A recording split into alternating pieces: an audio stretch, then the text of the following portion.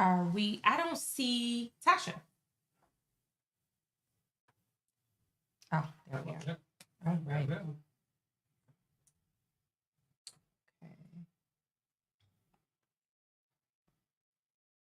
Alrighty, we are live today. Come on in. We are going to have a rich conversation today. My name is Larvetta Lofton. I am the host of Black Businesses Matter. If you've been rocking with us, thank you. If this is your first time, thank you too. And so I'm excited. We're coming off of our first day of DNC, and we were talking about that. And so I really wanted us to have this conversation as we support National Black Business Month. And as much as, we're in this place of this political climate, I wanted to have this discussion around Black businesses, D&I, and what's next in this next level of leadership. And for some of us as business owners, some of us are scared. Mm-hmm. Every 4 years, new leadership means new policy, new changes. And I don't know that all small businesses are, we live in fear. But we do have this trend line like, oh, Lord, what's next? And so I'm excited to bring our guest today to really talk through this D&I, this intersection of D&I and where in leadership and where do small businesses fall into the place? Because the scary part from day one was there was no real mention of small businesses. And I know this is day one, so I know we've got a long way to go to address that. But we know where we've come from it as it relates to this place of, and I say this place of the pandemic and everything around that. So I think that we are certainly ready for it. And so our next guest, you guys, I've known her for years. This woman is grounded in her faith.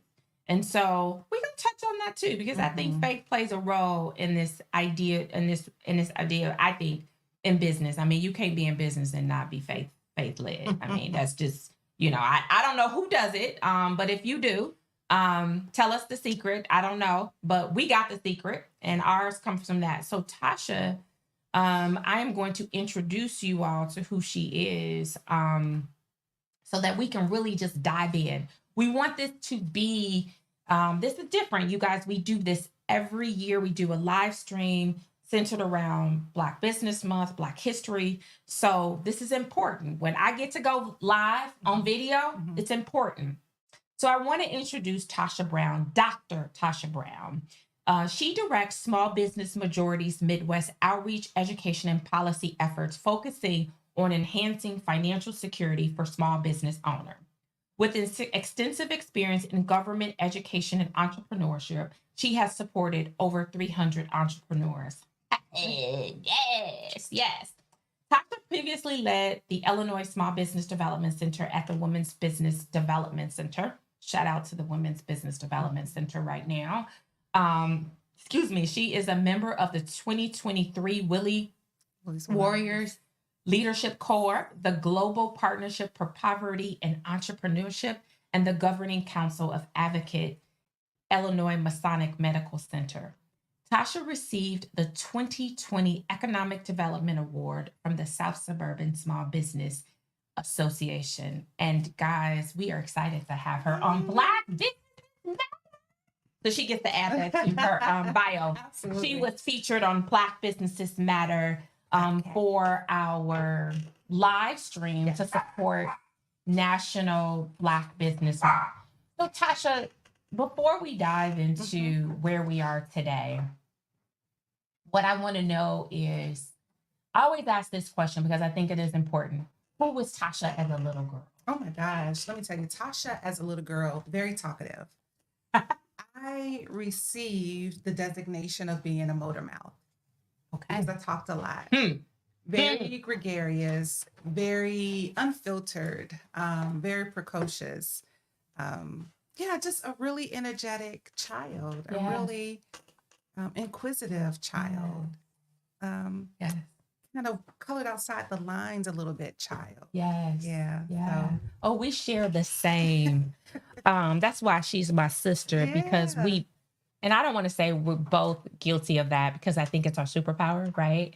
It's our superpower. It's the Mhm. thing that we get to go in and do the work that we do. And Yeah. so the word that you use that I think is so important is curiosity and being curious. And the space that we're in, I think we should lean into this level of curiosity, Absolutely. right? And so when we think about National Black Business Month, I was saying to someone, when did this come to play? I, did a little bit of digging, but we're now getting love when we got love in February for 28 days. Correct. But now we got National Black Business Month, and we got 30 days in August. So we'll take it. 30 and 28, we'll take it, Come right? on. Yes, And ma'am. so this idea of curiosity, what do you think today, how we need to lean into curiosity as we celebrate National Black Business Month, but as we enter into a new election year? I think curiosity really pushes out judgment. Because when you're not curious, you already have a prescribed notion of something, you're already judging a thing, you already arrive at your own assumptions about something. Yeah. But when you're curious, it causes you to ask questions. Yeah. It causes your mind to expand. You're now growing because you're learning about a thing. Yes. When you're not curious, you're not learning. You're making judgments, you're making statements, you're making whatever, right? But when you're curious, you're opening yourself to say, let me expand. Yeah. Let me learn more. Let me take in some things, and let me be transformed by what I'm learning. Yeah. So I do think I'm gonna ask questions. I want to know the why. I want to know this. And I think we're finally at this place where it doesn't have to be offensive, right? And so when we think about it, we think about this idea that it's okay if you don't know a Black business, on like whether you are Black or you're part of Indigenous or you're part of, just our general population of white American. It's okay if you don't know a Black business, because now we have the ability to have organizations to give us and to feed us. That's a blessing. Don't get mad, right? Yeah. Because the idea is at one point it didn't exist. And so today we have to be able to do that. And so as we prepare, I want to get nitty gritty. We came off day one of DNC, right? What was your initial? Oh, let me tell you, I did not see it yesterday. Oh, good for you. Well, And I think because I think sometimes it can, Well, let me tell you the reason why. Let me make sure I put some boundaries around this. Yesterday, Small Business Majority, along with other partners, were invited to go with one of our partners, Defy Ventures, to Logan Correctional Facility. Okay. And so they have an entrepreneur and training program. Okay. So that was an all-day event. And by the time we got back, it's a nice little drive there. Yeah. A nice little drive back. By the time we got back, I had no capacity to take in any DNC. Good for you. But it was a really great and enriching experience. And so I'll get caught up. Yeah. But yesterday was busy with working with entrepreneurs who were in Logan Correctional Facility. Yeah. That just sitting with that. It's big. Yeah. And I love that we're leaning into the entrepreneurship and giving people an opportunity, because I truly believe if you can't see it, you don't believe it. Well, I better think about it this way also. Absolutely. Think about it this way. Already on this side of incarceration, there's a starting line that's so far back. We're starting all the way back. Imagine the women and men who are incarcerated. Their starting line is even further back. Yeah. And so, one thing that is missing in our current ecosystem is this understanding that entrepreneurship is a journey. Yeah. And oftentimes there are the pre-ventures. They're the ones who, the folks who are looking to start a business, they need to be educated just as much and resourced just as much. but oftentimes our resources are only for those who have currently started their business and beyond. Yeah. And so this was a great time to really help individuals understand what's waiting for them and what's possible on the other side. Because again, their starting line isn't even where yours and mine is. Yeah. It's even further back. Yeah. And so I just think this whole thing of, you talk about curiosity, excuse me, being inquisitive and leaning and pouring into, I think is important no matter where you are on the entrepreneurial journey. Yeah. And so, given the fact that you are advocating, and that's what this podcast is all about, is advocacy and collaboration. As you look at these, incarceration, you look at where we are from a poverty standpoint, right? Mm-hmm. Do you believe in this next leadership? Depending on what the outcome is, we know who we want, right? What's the future?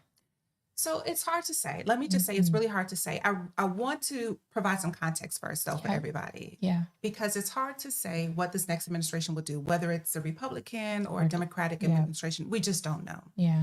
But we do know what exists today. Yes. And so I want to share with you all some recent research that was released by Chicago Community Trust. Okay. Yes.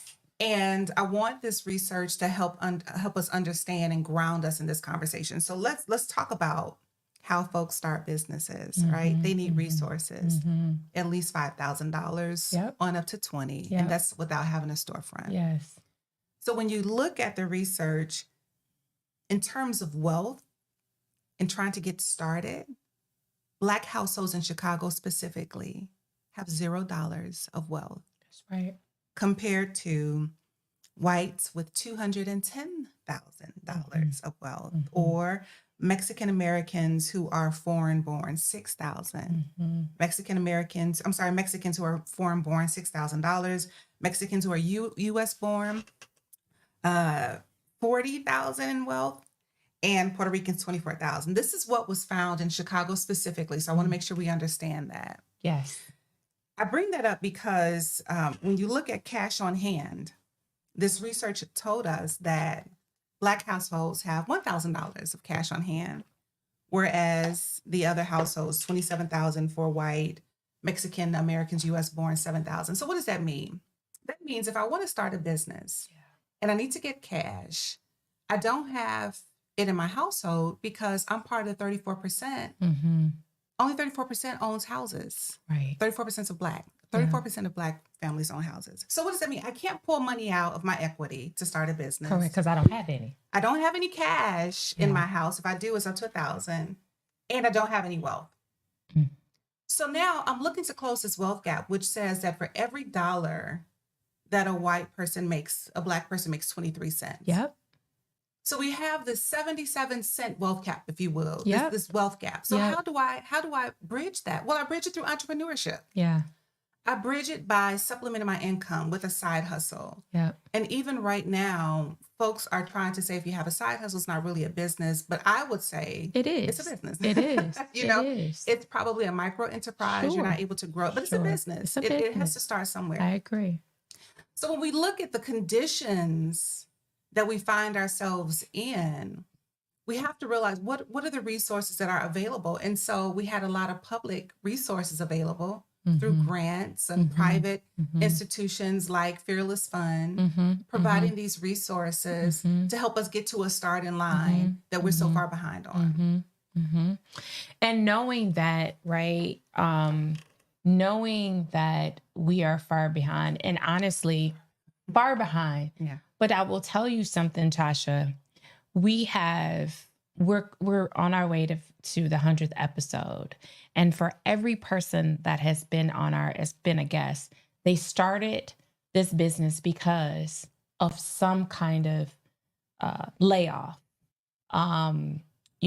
downsize, right? And so it was always on the side. Now let me turn it into a full-time business. That's right. Right. And so that is sometimes the starting point of a multi-million-dollar business. Absolutely. And we recognize that the stories of the entrepreneurs were never told. And so being able to tell the story when you spoke from an incarcerated woman or man and starting a business, guess what that does? I want to support that business. Absolutely. Because there's something about that resilience that I want to be a part of. Absolutely. Even though I didn't go to prison, but I want to know that I if wanna you have give to that. I want to give to that. I want to contribute to that. Absolutely. And so when we think about it, I love that you said for a lot of us not being able to, having homes, because most businesses leverage real estate. Absolutely. Okay. That's how you build a thriving business. You leverage your real estate to be able to catapult your business, right? And so I love that you said micro businesses. One of the things that I've always said is that there's levels to entrepreneurship. Absolutely. Yes. You don't wake up and like, oh, I've got this business. You've got it. You've got an idea, right? And then this idea turns into a micro business. And then hopefully it becomes, I think is the next step in this space of enterprise business and, small business, because, small business is what, up to 10 million or something, right? So yes, it is. So 500 employees, and depending on what type of industry, it's not just one. That's the thing. It's not just one definition. With the SBA, it's depending on what type of industry. Okay. So for certain industries like manufacturing, it's up to the millions. Right. And so other industries, maybe consulting, I'm not sure what the exact number is, but it's levels to that as well. Yeah. But it's just mind-boggling to know that up to 500 employees, you can still be considered a small business. Yes. And we've never, this idea of, for me, right, I didn't like the word small because everything I do is big. Come on, right? Big and grand. But I still recognize that I am based on this designation, but I don't think small. I think big. And so this idea of making sure, and I think that's many business owners. And so when you think about policies around, kind of where we are, I know we've talked about reproductive health, the health of minority business, and the fact that Fearless Fund isn't able to support these minorities, that we may have to change it to indigenous. And again, let me be 100. Indigenous, why can't we say Black? Tasha, why can't we say top? Black businesses can be allocated for X amount of dollars for this segment. It still baffles me today that in 2024, we are unable to call out Blackness as excellence in entrepreneurship. It's still sad. It is. You have people on both sides of that. Folks who did not want to be considered BIPOC. BIPOC for a lot where they didn't love it. Black, indigenous people of color. Correct. Where folks were like, call me out specifically for who I am. So just because of all the cultural differences, some folks don't want to be categorized. Others are saying, really show my designation and who I am. But it's the day that we live in. But I will say this, the times that we live in, there are two things that's happening. One is about policy. The other is about business development. So let's talk about the policy piece. So it definitely is disheartening to know what the Supreme Court of the United States decided regarding fearless funds, or actually regarding affirmative action, period. Yes. And so it really is a little disheartening. However, the second part of this conversation is about business and business growth and development. We need to leverage all the resources that are currently available to grow our business. Because at the end of the day, a business is meant to be a business. It's not meant to make money. At the end of the day, it's there to make money. We talked about how far back we are and how these resources are really trying to help us get to the starting line, which is important. But once we get to that line, we need to do what we need to do to take off and grow thriving businesses. And so I really, hope that a lot of private institutions will recognize the need to still invest in the capacity building of small businesses so that we can thrive. If these resources are taken away from us, I still hope that we have a strong enough business model where we can still grow very successful businesses that not only take care of the little extra money we want to go on a trip, but really is something that we can leave to our communities, to our families, something that provides for wealth, allows us to invest even more resources, and be something that can grow substantially. So yeah, there are the policy issues. There are the things that are saying, hey, listen, don't give to folks anymore. But then there's also the responsibility to build a thriving business, to have an excellent idea that you can really generate some energy and some resources behind. So it's two things happening at the same time. And I think when we think about this idea of, you know, policy as it relates to, and I will say this, you know, as someone who is woman owned, right? Hire Black women of excellence, from diverse backgrounds and diverse thought. Because I think we don't talk enough about being in this place of being diverse in thought. Yeah. Diversity isn't just race. That's right. Right? It is in thought, and where we come from and our behaviors and how we see things is so important. And so when we lean into this space of, you know, women owned, right? We have a deficit from getting paid the same amount of money, Absolutely. right? It's a gap. Then we got a gap because we are also not being able to have access to the same resources to bid off of things that are presented us. We are not able to go after, you know, prime opportunities merely because we don't have the resources. We don't have the staffing. And so one of the things we asked Tasha years when we first started this podcast, Lanier Richardson of the Chicago Trend supported us.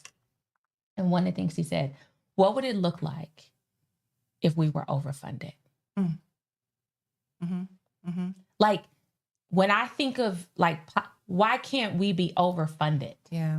You know, where we have enough resources, meaning that you can access capital, you can access these grant opportunities and resources, you can access good staff, talent to be able to build on business. What would that look like? Because if you sat down and had this conversation with many of our minority firms, a lot of them is saying more clients and good staff. Yeah. Yeah. But when you have to dispel this, working for a minority firm means that I don't get this, this, and this. So you have already, so how do you get talent to make you attractive enough to be able to progress and to do that? And so when I think about what's next is having the conversation where we are, you know, this idea of including us in this ecosystem to be able to have all the resources that are necessary to build a thriving business. Because when you look at, it's a stat that says when a Black person works for another Black company, they thrive at a higher rate than if they worked for a non-Black company. Okay. And that is because guess what? They wake up and they see themselves. Yeah. They wake up and see that it's possible. They wake up and they're part of something versus being somebody else's dream. I mean, again, it's still a job that you get paid to go buy you a house, buy you a car. You know what I mean? It's still those things, but recognizing that people show up in those environments, whether it's Asian Americans, to say, I want to be part of that. Yeah. And so when we think about that from a diversity standpoint, how can Black businesses help to advance policymaking? Oh my gosh, show up. Show up. We have to show up. So tell us how to show up. Let me tell you how to show up. We're always asking, I thank God for Small Business Majority. We're always asking small business owners to share their stories. So with stop us. for a second. Tell us, small business, how can people find out about small business? I'm sorry, I just have to do that because we love to brag about what our guests are working on. So please tell people how they can find out about small business, and you can go into that. Yeah, I love Small Business Majority. You can find out about Small Business Majority online at www.smallbusinessmajority.org, all spelled out. Okay. It is a national organization. We've been around for about 18 years. And as you stated in the intro, I lead the Illinois office and work in the Midwest, a little in the Midwest. It is national. It is national, though. And so what we do, we focus on three things in particular. We do have education and outreach. So we're always trying to resource our small business owners with different workshops and webinars and educational events to help them. Second to that, we also have a research arm. So we're always conducting research. We recently released something on reproductive health. We released research on second chance hiring. We released research on, oh my goodness, technology, something about technology. I can't think of the actual phrase, but we're always launching research because we do have a network of 85,000 small business owners. Okay. So the third thing we do is policy and advocacy. Mm-hmm. So because we have this network of 85,000 small business owners, and because we often research and poll them to find out what their needs are, what bubbles to the surface are these policy issues. And so whether it is childcare, making sure that childcare is available, or even paid leave, Mm-hmm. making sure that resources are designated from the federal government for paid leave for small business owners is important. Mm-hmm. So we ask small business owners about their stories and about their interests and what has happened. We recently passed a law, or a bill that became law, a bill that became law this last legislative session on the Healthcare Protection Act. And that was important because now, folks have access to mental health resources, and there's some other provisions in the act that benefit small business owners. So we want to find out what's happening in your world so that we can help advocate for you. What's going on with you trying to access capital? What we learned recently is that on the journey to accessing capital, because of that gap and because of the lack of household wealth, small business owners, or those who are interested in small business, will often look to go to a traditional bank. Right. Well, traditional banks will not lend to you as a startup. That's right. If you don't have any resources to repay your loan. Then next to that is the CDIF world, which is, community development financial institutions. They exist, they're mission focused. And so they want to make sure that resources are available. But there are times when it's hard to even get something from a CDFI. Correct. Then what happens? You have the online lender world. Oh my goodness. Oh my Lord. It's the wild, wild west because it's not regulated. It's not. So what does that mean? Well, that means that I can get a loan that equates to almost a 300% interest, but I won't know that it's almost 300% because they don't have to use the same terminology as the bank. Correct. They don't have to say this is your APR. Yeah. There's no transparency there. They'll tell you, oh, you pay this fee, you pay that fee, you pay this fee. Yeah. But once we calculate all those fees, we recognize that the interest rate is more than 36%, which is the cap. Now, if you and I, 36% is high, but that is the cap. Anything over that is the predatory loan land. And so a lot of small business owners are saying, man, I can't access capital at my traditional bank. I did try the CDFI, or Community Development Financial Institution. I was unable to go there. And so I got this loan online. Is that a thing? It's a huge thing. Wow. Yes. And there's no protection from policy. There's no. And so let me tell you what we did this year. Wow. We had a bill that says, hey, listen, legislators, we want to provide protections for small business owners. Yeah. We want to make sure that there's transparency in what they do online. We can't regulate the online lenders in terms of saying, don't give somebody that. If they want to take this loan and they know that it's 300%, that's their prerogative, but at least disclose it. We want disclosures. And so we were able to pass the bill in the Senate thanks to the bill sponsor, Senator Christopher Belt, down in East St. Louis, the city of East St. Louis, in that area. So we were able to get it passed in the Senate, but it didn't have any movement in the House. So we're back at square one.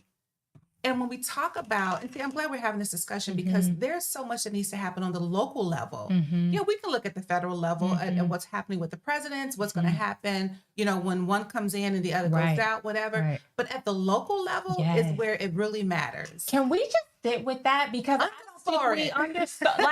Like let's scream. We don't understand the power of the local level. The local level. So I'm, and I say that because of the simple fact, for someone who has, I've done SWOT analysis, right? With SWOT. So for many of us, that's our strengths, weaknesses, opportunities, and threats, right? And one of my weaknesses was political because what I found is that in this place of corporate, that there was we don't talk enough on the local level to be able to discuss how do we bring, corporations from a local level to support our small businesses. We've never addressed that. And so the idea of local level. So let's say that's U.S. Senate. right? That's it's not even the U.S. Senate. Okay. We went too high. We went federal. U.S. Senate. Man. Yeah. Let's go with our local villages or cities. Okay. County. And then the state level. And so we have to make sure we engage our local municipalities. Cook County had resources for the residents in Cook County. So that is on the county level. Okay. It's the city of Chicago through the BACP, Business Affairs and Consumer Protection Department. Yeah. They have resources available. Yes. And so it's important that we engage on the local level because resources are there. Now let me tell you, let's go back to the federal real quick. Okay. Because you did ask how we can get engaged. Telling stories is one. I need to find out from small business owners. We, as Small Business Majority, we need to know what is your experience, what's happening, so we can kind of match up your experience with legislation. So to give you another example with the Small Business Lending Transparency Act that we're trying to pass, we learned that a number of MCAs, which are merchant cash advances, my Lord, merchant cash advances, they were suing small business owners for not paying. Well, we were able to find out, okay, who is it that has these amazing exorbitant loans that they're offering small business owners? We know their names. And so we're excited to know their names so we can let legislators know, hey, listen, this is what's happening to citizens in your district. This is what's happening to residents who live in your area. They are out of business and can't contribute to the economic health of your district because they're getting these loans that don't allow them to understand what it is they're getting. So let's go back to where do we need to engage at what level? Definitely city, definitely county, definitely at the state level. I would say get involved. Certainly with our congresswomen, our House of Representatives and also our senators. So our state senators and our state House of Representatives, definitely engage them, talk to them, let them know, hey, listen, I'm in your area. I live in your district or I work in your district. I have a business in your district. And this is what I'm experiencing. And then engage with organizations like Small Business Majority so we can learn what's going on and be able to advocate on your behalf. There was another thing I wanted to share, but I think I'll come back around to it. So how, when you think about that, and I do want to address this because I believe as business owners, we don't build a strategy to be able to engage on a political level. So as much as you're saying like talk to your Senate, reach out, I don't think that most, and I'm going to speak for myself. I'm going to speak for a small group of my peer groups that run businesses. We don't talk like that. We don't talk to our government officials to say, hey, let's engage from that level, right? When we talk to government officials, right, we're talking, if you own real estate, they didn't pick up my garbage. Those are the direct conversations we have. And I do think, Tasha, we haven't had that conversation on businesses and namely Black businesses to be able to hold our government officials accountable. We've never been told that is us as business owners. That's your right. But that in itself it's a new conversation. It's a new conversation. It's not a conversation that we've heard before. We might have heard it, and I'm hearing it more and more and more and more, and challenging some of my, city and government officials, just because for some people they'll feel like I don't need government. How do we deal with those who say I don't really need? I mean, I sell soaps.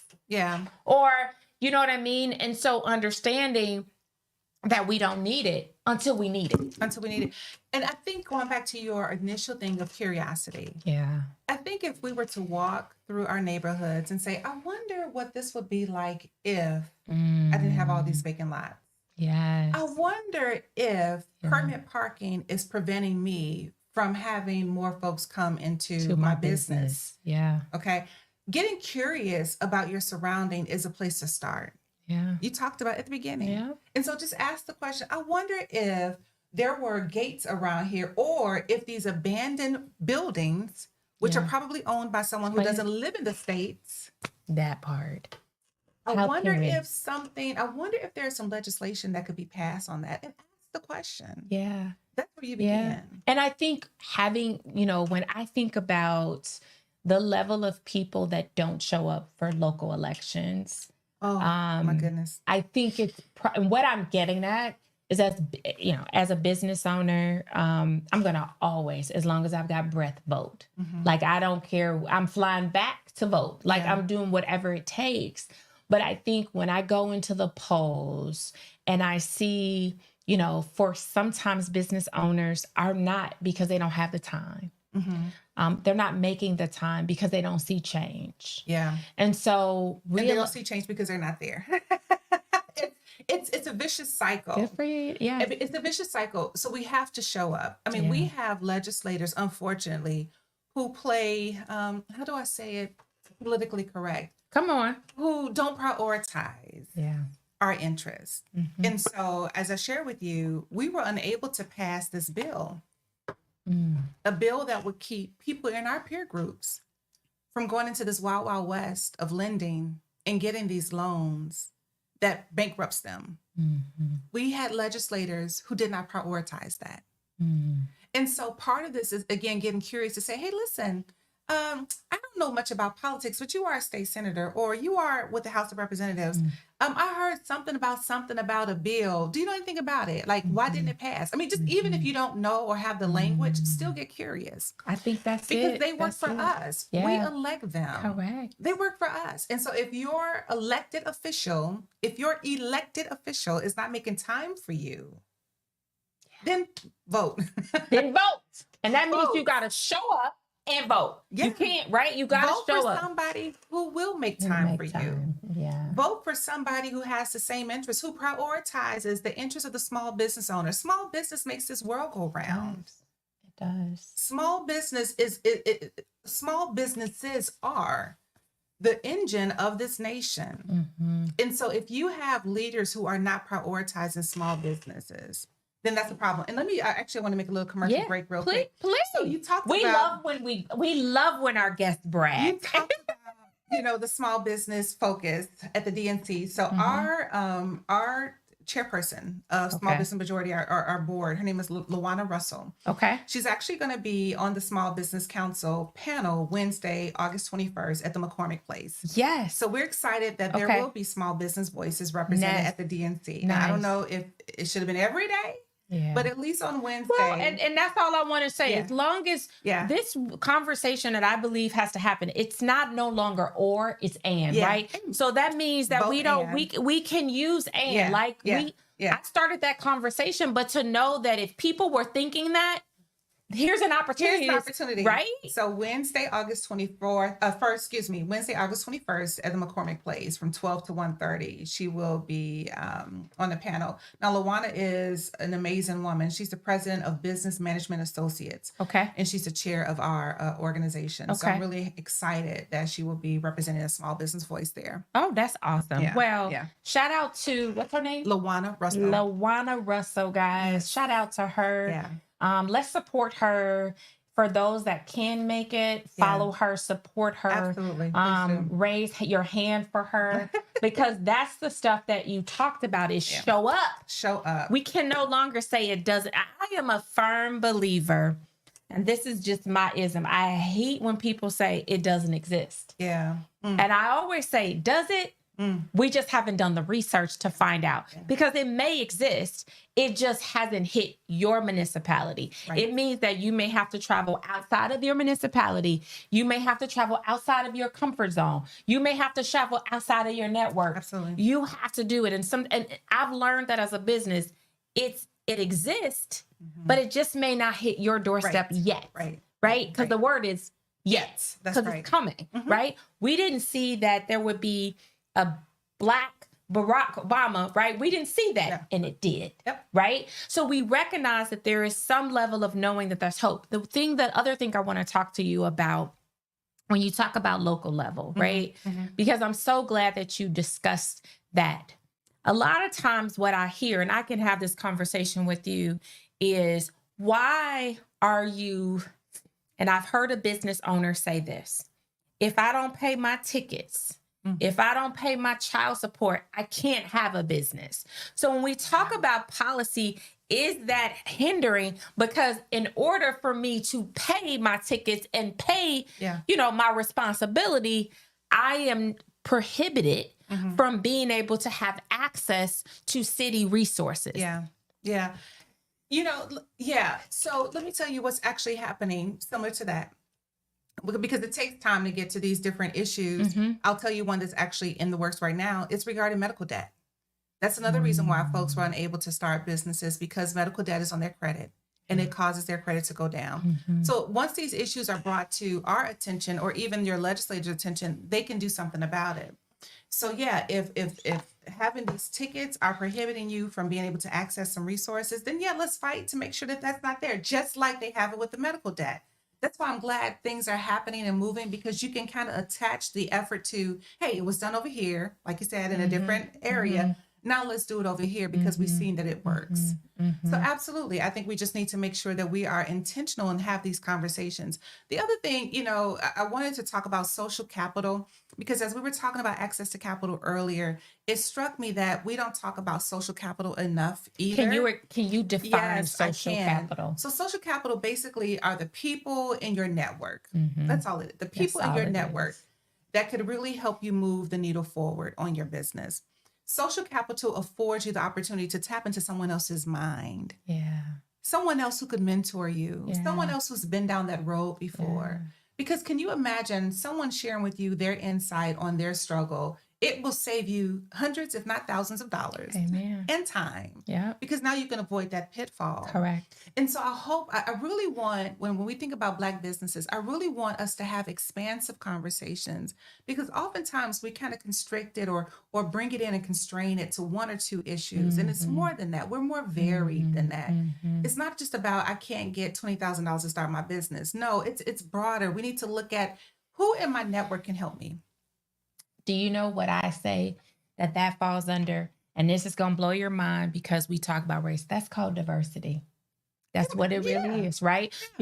Because in your social capital, right, you have networks that are diverse. And when I say diverse, I'm not all saying race. You could have someone who literally is 12 in your capital that says, hey, I work for, or whatever, my school has a newspaper, and maybe we could do a, you know what I mean? We could do an article on you. So that builds this, right? So you have this, or you have someone that's 60 that says, hey, I worked in corporate. I just want to give back, and I just want to help, and I want to support. Yeah. And so let me offer some things. I worked in healthcare. Let me show you what's coming down the pipeline. Absolutely. That's diversity. Absolutely. And so we have to realize that leaning into that diversity side and letting go everything from a race standpoint, and really understand, but being curious about it, right? And so I'm so glad, because I think, even when we think about these social networks, that's social capital, right? You leverage, but the power of what we don't understand is,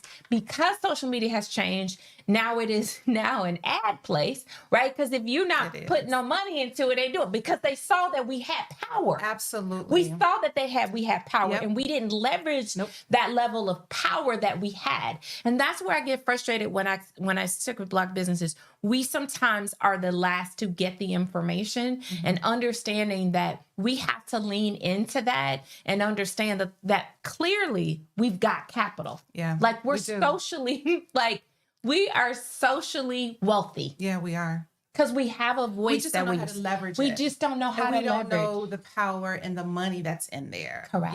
There really is a lot of resources in our network. And I want to encourage someone to set a goal that, you know what, if you have overlooked your network before, go back and look at your network. Yes, that's good. Go back and see, who is it that is doing something, drop that. That you may want to do, who has a skill set. They may not even be an entrepreneur. They may not even be an entrepreneur, but who has a skill set that you need. Yeah. Talk to them, leverage your network, because it's going to make a difference. So one of the things that Google had told me, I went during COVID, that's good. During COVID, I was part of a Google small business panel. I think it was a panel or something like that. And it said, this idea of how do you compete as a small business to, Deloitte and Too Short, Accenture, right? Big companies giving employees a lot of money. And they said to leverage literally the benefits that you have. One, you can have a voice.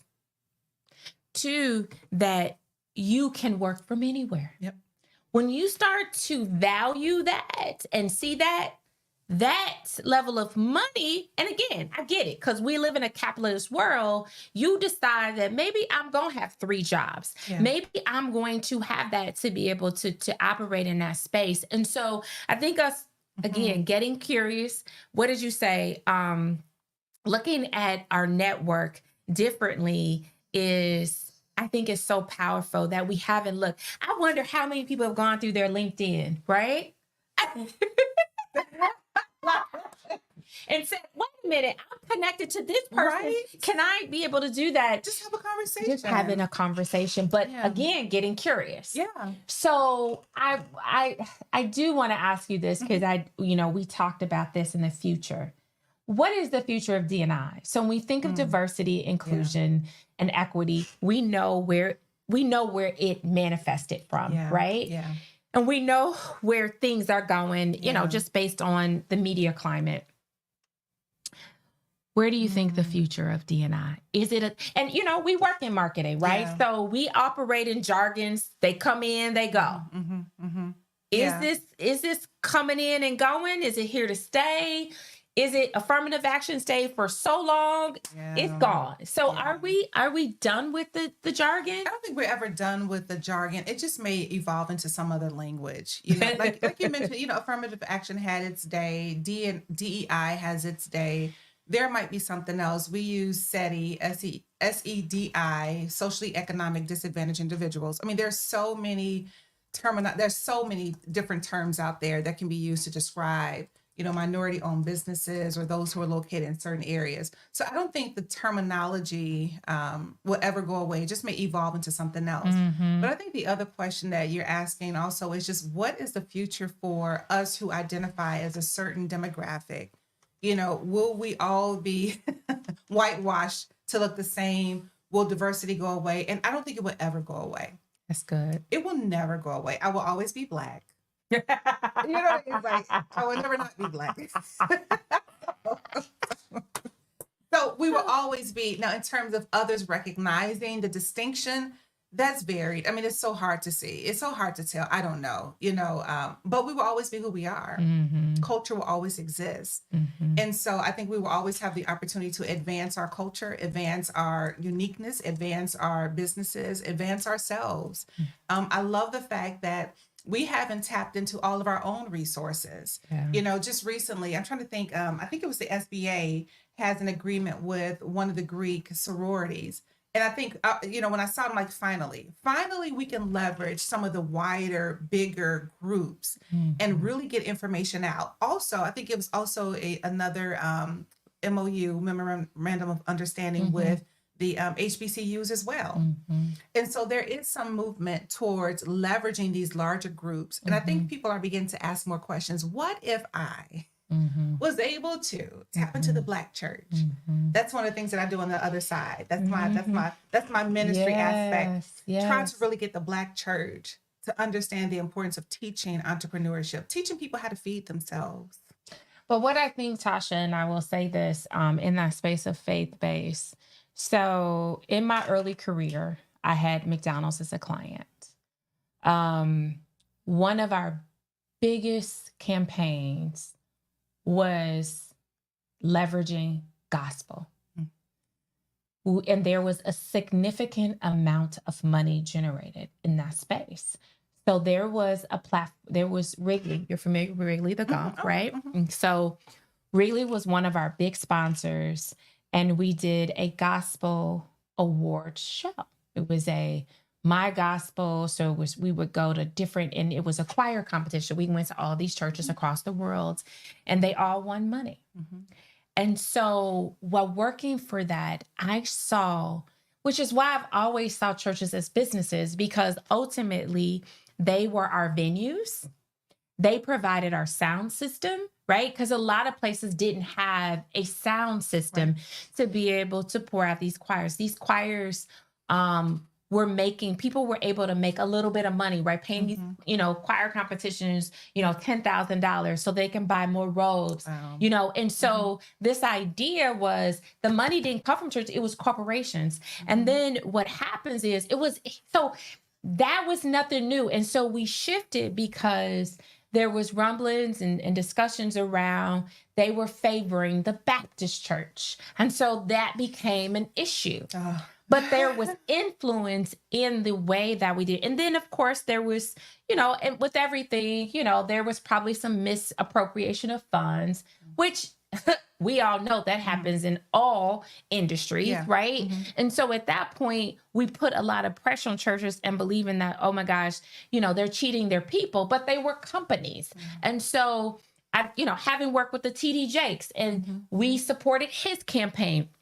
But the amount of people that came, because the number one thing that churches taught, in that was whenever there was lack, they went to church. Yeah. And so you got an opportunity to feed them, to say, okay, you could go there to get a job. It was people that started businesses, whether it was food businesses, because they had lack as a result of that. And so we have kind of created this idea that, and so because of that, corporations kind of stopped treading that again. But they're the same nonprofit that's for the American Cancer Society. Same thing. Yeah. Same thing. Yeah. And so the idea of that is this idea of how do we collaborate in this place of leveraging faith, right? Leveraging corporations to build advocacy, to be able to advance. Because if we speak from a Black church, right? The Black or the multicultural church, because I think it's also this idea of blending multicultural.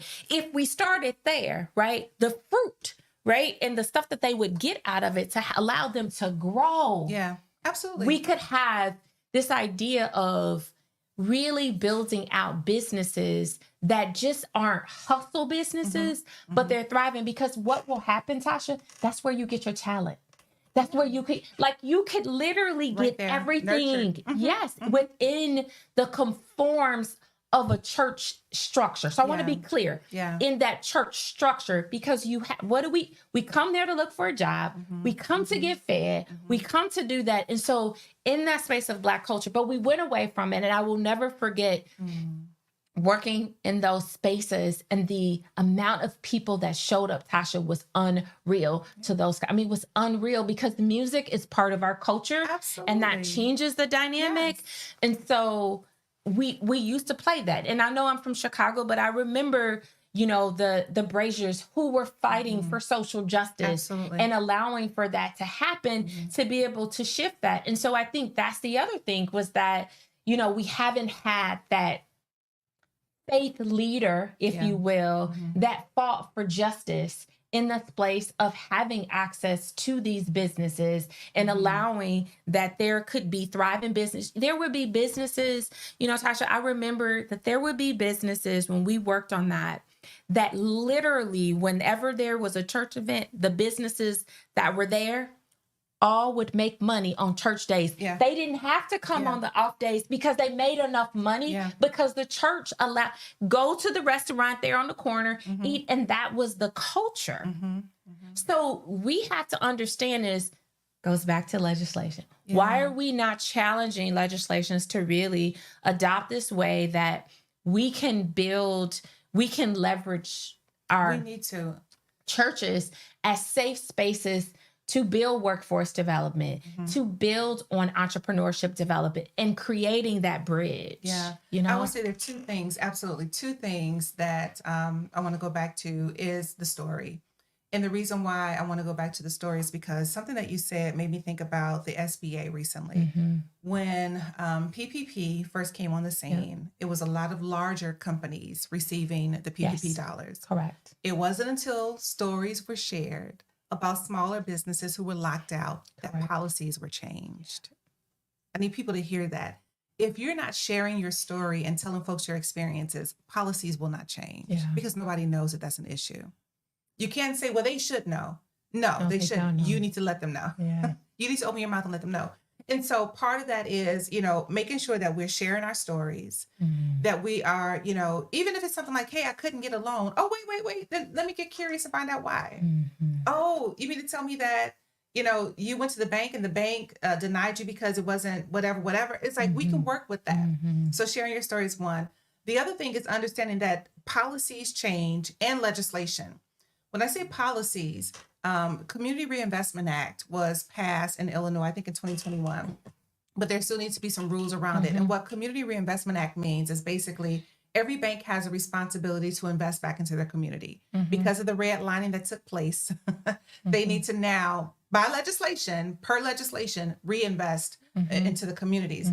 And so a lot of banks are not maximizing their CRA dollars. Well, now there are some rules that were just recently passed that include something called a disparity study. And so basically now we'll be able to have studies to find out, okay, bank, tell us how have you been investing back into your community? What are the demographics? You know, where have you put money? So now we're able to see fully what's happening with banks and their reinvestment into the community. So I want you to understand that policies are one thing, legislation is another. All of it can be changed once the voice of the person comes forward to say, I need help, or this is what I'm experiencing. Can we look at how this can change? We have the power to make a change. We have it, Larvetta. We have the power. I can vote that power. I can vote. I can use my power to vote. Yeah. I can use my power to talk to my legislator. I can use my power to build coalition. Let's talk about that real quick before we run out of time. Okay. Coalition building is so important. I like coalition building. You have to build coalition, and it gets to that diversity. So on our Access to Capital coalition, I have folks who are lobbyists, CDFIs, small business owners, policy folks, just regular old schmegular people. We're all sitting together to say, listen, you have an expertise, I may have an expertise, but let's bring all of our expertise to the table to try to move this forward. Find a coalition. And if you don't know where one is, call me. You know, reach out to Small Business Majority. Say, I want to get involved. I also have a small business council that we run for Small Business Majority. And we have amazing small business owners on that council who bring up issues for us. They let us know, listen, something's not happening at the state level or the city level. They're telling me about issues that's happening in some of these city departments. And so now we take that information and go to the alderman, alderman, and say, hey, listen, folks in your ward. Yeah. We're not talking about the district anymore. Now I'm down to the granular in the ward. Yep. Are having some issues and some challenges. Can you help, with city council move some things forward for them? That's good. And so some of folks have saying Samantha Joe, she's actually been on the show. She has a business in the Brownsville community. And so she services, the community. She's incredible. She says we are over mentored and underfunded. Being in business is so challenging without proper funds. Yeah. And that is true. I think there is a level of over mentorship in that space, because that is something that is, we can help you. Yeah. But I want to be careful because I don't think we're over mentored. Okay. I understand her sentiment. I don't think we're over mentored. I think we have too many maybe cohort trainings and things like that because we're missing mentoring. Got it. A lot of small business owners are not being mentored. Okay. That's fair. That's fair. That's fair. But they are being invited to educational opportunities. And so there's that over, correct. Yeah. And saturation of that. To me, I also think that, to your point of, I'm, just as a connect, when I sit down, how can I help you? So who do you need to know? Who, you know what I mean? So mentorship is also putting together some level of action to be able to advance where you are. Yeah. Michelle said, I was over 50 with a master's in organizational leadership and couldn't find a job, right? Over cloud.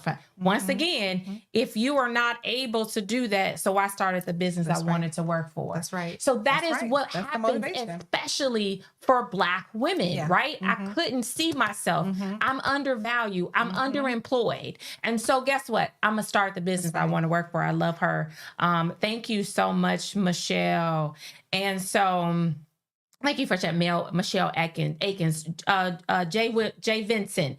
He's been on the show. He said D&I should always be a part of the equation. If removed, we are backsliding, never good for any. Agreed. And so when we think through this space and where we are, what I got today, guys, as we celebrate National Black Business Month is we got work to do. We have work to do. It's not a they.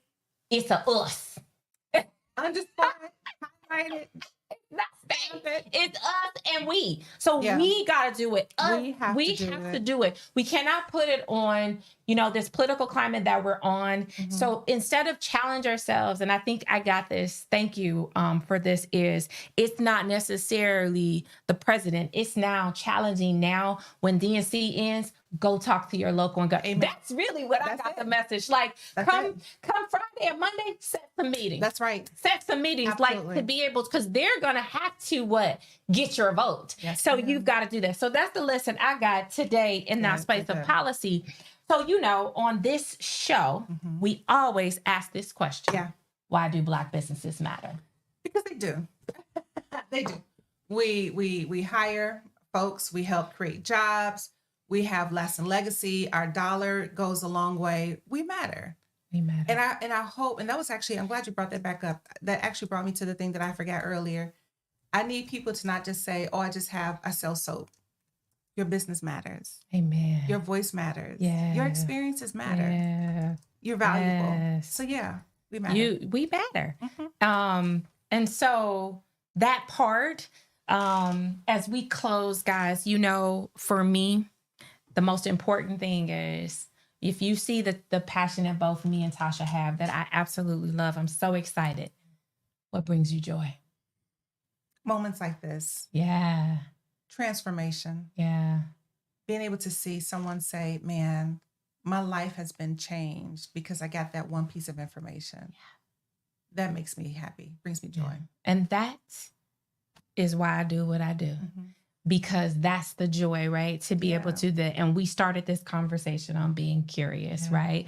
So being curious is allowing us to lean into that curiosity that Dr. Tasha Brown brought us.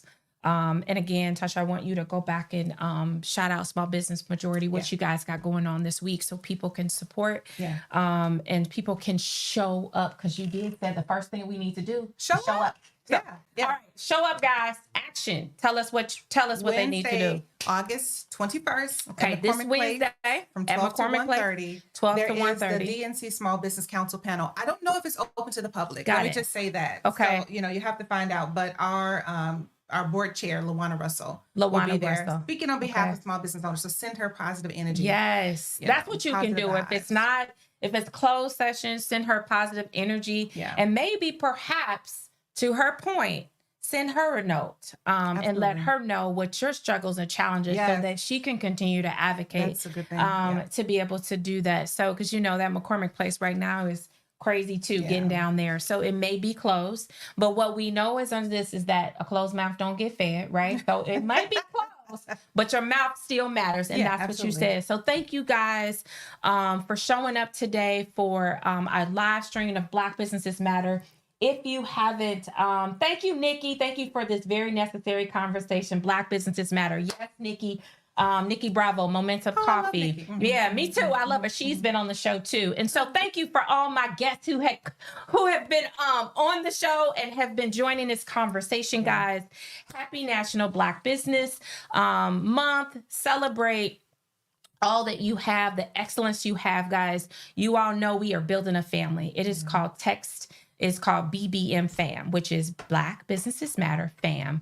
Text us to 312-300-1300 because we want to continue to have these conversations, build exclusive information that's given to us to share back to you all. That's what we want to do, and be able to create this platform as a platform that you can log on to and learn about outstanding, thriving Black businesses with incredible stories of impact and change. And so thank you guys for listening to us today. Send warm vibes to Tasha as she does the work that she does with Small Business Majority. Thank you for all that you do to make sure and advocate for small businesses. So we celebrate you and support you as a Black woman. So we want to make sure that is also highlighted for that. And guys, thank you for rocking with us. Until next week, I know you guys y'all check us out. Black Businesses Matter. We on every platform. Listen to some incredible stories, and we are on the road to the 100th episode. Thank you guys. See you all. Bye-bye.